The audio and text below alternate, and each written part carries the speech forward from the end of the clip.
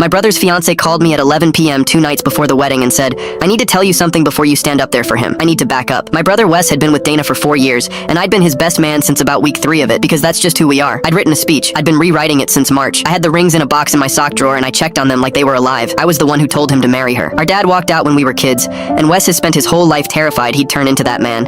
And when he met Dana, he stopped flinching. I watched my brother become a person who could sit still in a room, so I bought the plane tickets to fly our mother in from 3 states away. I helped him pick the ring. I told everyone that after everything he'd been through, he'd earned this. Then Dana called. She was crying so hard I couldn't understand her at first. Then she said, "He's been seeing someone since October. Her name's Marisa. She works at his office." I said that was impossible. I said Wes wasn't built like that he'd rather die than be our father. And Dana said, "Quiet. I know. That's why I let him talk me out of it the first time. She'd found out in April. He cried, swore it was over, begged her not to tell anyone. She believed him because she wanted to. Then on Sunday she saw his phone light up on the counter while he was in the shower. She started sending me screenshots, not to hurt me, because she said she needed one person in that family to know she hadn't imagined it. The first one was my brother saying he'd only proposed because everyone expected it. The second said Dana was easy to be around, which was different from being in love. The third, sent the night before, said he'd figure something out after the honeymoon. And then the fourth one, and this is the one that took my legs out. Marisa asked him if he felt guilty, and Wes wrote back, "She'll be fine. She's tougher than she looks." That's what our dad said about our mother, word for word. I was 11 and I heard it through a door. I sat on my kitchen floor for a long time, and somewhere in there I stopped being sad and started being something colder. I called Dana back and asked her what she wanted, not what I wanted, what she wanted. She said she didn't know. She said everyone had flown in, her grandmother was 90 and had traveled 2 days. She couldn't be the one who blew it all up. I said, "You're not going to be." I am. Here's the thing I keep thinking about. I could have stood up at that reception with a microphone and burned him down in front of 200 people. I had the receipts. I had the room. I wanted it so badly my teeth hurt, but that would have been for me. So the next morning, the day before the wedding,